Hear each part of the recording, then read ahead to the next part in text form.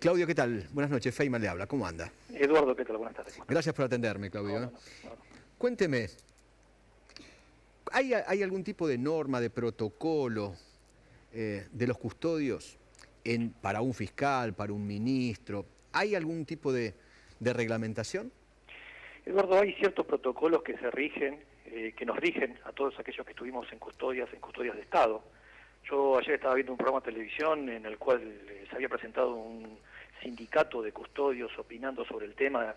A ver, las custodias de funcionarios están en manos de las fuerzas de seguridad. Tal cual. Policía Federal o Gendarmería. No de privados. Claro, el sindicato de custodios podrá opinar de aquellas custodias que son privadas y no tienen nada que ver con lo que estamos hablando. Los que están en las garitas. Eso o como una custodia de alguna persona que vino del extranjero y bueno, hicieron su negocio y listo.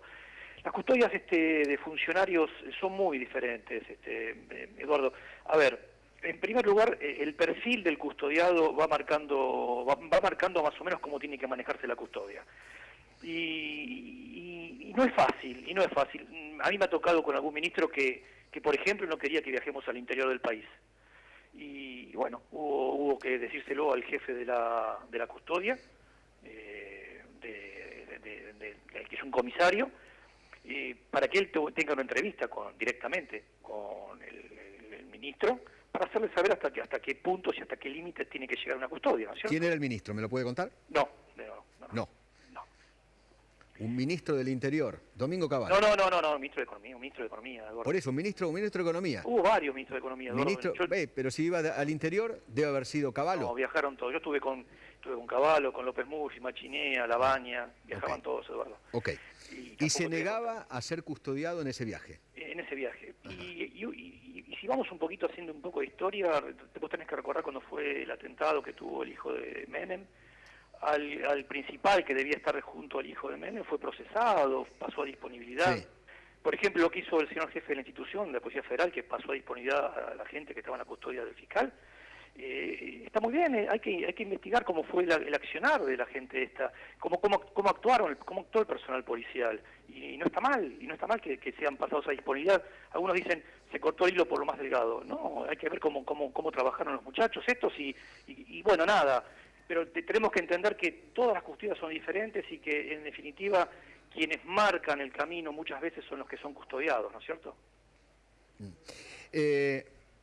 Por lo general, es común que el custodiado le pida a sus custodios: anda a hacerme este mandado, llévame este sobre a tal lugar, acompañá a mi hija al colegio. En las custodias que me tocó trabajar a mí, no, Eduardo, en las custodias que son de funcionarios de Estado, no. No, porque saben perfectamente que esa no es la función de una custodia personal y tienen a su personal que está dedicado a eso. No, de ninguna manera, Eduardo. Supongamos, no era el caso de Nisman, supongamos un hecho similar, ¿no? Usted es mi custodia. Sí. Y yo le digo, vení a las 11 de la mañana. Y usted llega y yo no respondo. Y me vuelve a llamar y no respondo. ¿Usted cuál es su obligación como hombre de custodia? ¿Ingresa al departamento? No, Eduardo, ¿Se queda esperando?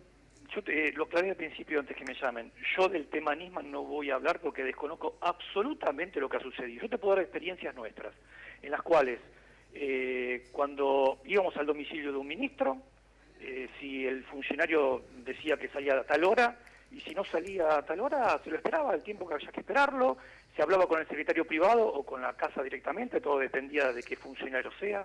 No me tocó nunca el caso a mí de que el funcionario viva en un edificio y en el cual no tengamos contacto. Normalmente siempre había un custodio nuestro en la planta baja o en el lobby del lugar, ¿no? Claro. Y entonces sabíamos que gente entraba, que gente dejaba de entrar y todo ese tipo de manejos, pero yo no voy a hablar del caso Nisman porque no lo conozco y sería una falta de respeto. Obviamente. ¿Es común que aquellos que son custodiados se resistan a la custodia?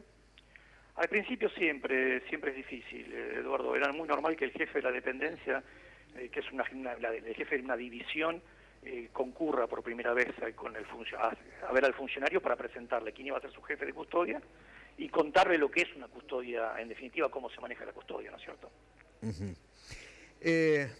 ¿Usted me puede contar si es verdad que el jefe de la custodia de Néstor Kirchner renunció porque Néstor no se dejaba custodiar? No, Eduardo, no te lo puedo decir. Vos estás hablando de Ricardo Pedace. Pedace, sí. No, Ricardo Pedace estuvo en la custodia presidencial realmente y sé que tuvo un inconveniente en un momento dado, pero lo desconozco si fuese el motivo de su desplazamiento o no. Porque Néstor no odiaba, por ejemplo, la custodia, no se la bancaba. Yo no estuve en la custodia presidencial en la época de que Néstor Kirchner era presidente, yo estaba con el doctor Labaña en el Ministerio de Economía. Ajá. Y la verdad que nosotros nunca tuvimos problema con el doctor Labaña. Desconozco cómo era el manejo de la presidencial, no lo diría por este medio, y aparte desconozco realmente cómo era el manejo de la custodia presidencial. Bien. Claudio, gracias por atendernos. A tu disposición, Eduardo. Un abrazo grande, gracias. Claudio Lucione fue jefe de la custodia de los ministros de Economía durante mucho tiempo. Paulo.